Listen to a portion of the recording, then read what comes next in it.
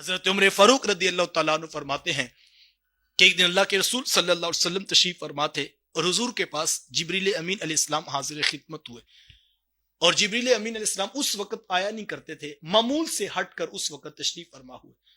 تو حضور فرمایا کہ جبریل، میں تمہارے چہرے کا رنگ بدلا ہوا دیکھ رہا ہوں۔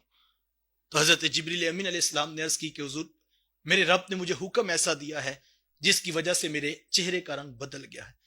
تو حضور فرمایا کہ جبریل، رب نے تمہیں کیا حکم دیا ہے؟ تو عرض کی حضور، مجھے رب نے حکم دیا ہے کہ جبریل جہنم کی آگ کے اندر پھونکا جائے۔ تو میں نے 1000 سال تک جہنم کی آگ میں جو ہے پھونکنے کا حکم دیا، تو جہنم کی آگ سفید رنگ کی ہوگی۔ رب نے پھر حکم دیا کہ جبریل اس کے اندر مزید پھونکا جائے۔ 1000 سال مزید پھونکا گیا تو پھر وہ جہنم کا آگ کا جو رنگ ہے وہ سرخ ہو گیا۔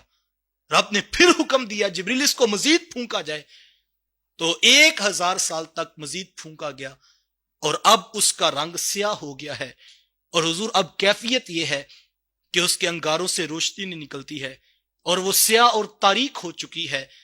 اور حضور، اللہ کی قسم جس نے آپ کو حق کے ساتھ نبی بنا کر بھیجا ہے، کہ اگر اس جہنم کے ایک سوئی کے ناکے کے برابر اس کو کھول دیا جائے تو زمین والے اس کی بدبو کے ساتھ جو ہے وہ مر جائیں۔ اتنی تپش ہے کہ زمین والے اس کی تپش کے ساتھ مر جائیں۔ اور حضور، میں اگر جہنم کے نگران میں سے کسی ایک کو زمین پر اتار دیا جائے، اس کی شکل کی بدصورتی دیکھ کر زمین والے فوت ہو جائیں۔ اور فرمایا کہ اگر جن زنجیروں کے اندر جہنم کو جکڑ دیا گیا ہے، اگر وہ ایک زنجیر پہاڑوں پر ڈال دی جائے، 7 زمینوں تک اس کا کوئی وزن نہ اٹھا سکے۔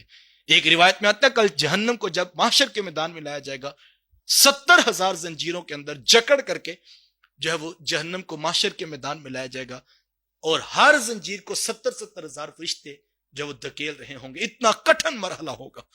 یہ سارا عذاب جبریل امین علیہ السلام نے جہنم کا بیان کیا، اور حضور دیکھا کہ جبریل امین علیہ السلام کی آنکھوں میں آنسو ہیں۔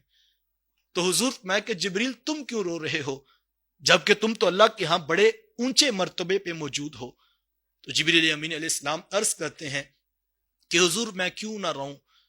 مجھے یہ خیال رلا دیتا ہے کہ جو مرتبہ رب کی نگاہ میں ہے، اگر میں حقیقت میں اس رتبے پر نہ ہوا تو کل میرے ساتھ کیا ہوگا؟ میں اس لیے روتا ہوں حضور، میرے سامنے میں نے دیکھا کہ ابلیس فرشتوں کے ساتھ رہا کرتا تھا، لیکن وہ کہاں چلا گیا، میں اس لیے رو رہا ہوں۔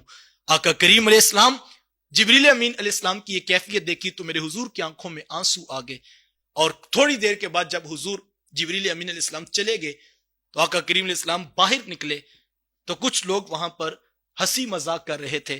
تو حضور اس موقع پر فرمایا کہ جو میں جانتا ہوں اگر تم جان لو تو تم تھوڑا ہنسو اور زیادہ رویا کرو، اور فرمایا تم ایک لقمہ حلق سے نیچے نہ اتار سکو، جو میں نے دیکھا اگر تم وہ دیکھ لو۔ تو اتنا سخت معاملہ ہے۔ حضور ایک دن جبریل امین علیہ السلام سے پوچھا، جبریل میں نے کبھی میکائیل کو مسکراتے نہیں دیکھا۔ تو حضرت جبریل امین علیہ السلام عرض کرتے ہیں کہ حضور، جب سے میکائیل نے جہنم کو دیکھا ہے اس کے بعد وہ کبھی مسکرایا نہیں ہے۔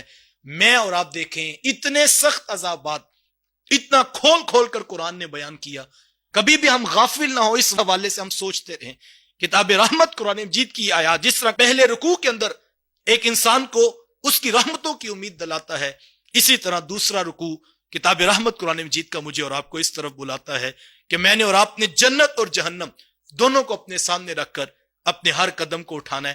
اپنا ہر فیصلہ کرنے سے پہلے یہ سوچئے کہ اٹھنے والا قدم مجھے جنت کے قریب کرے گا یا مجھے جہنم کی طرف کھینچ کر لے جائے گا۔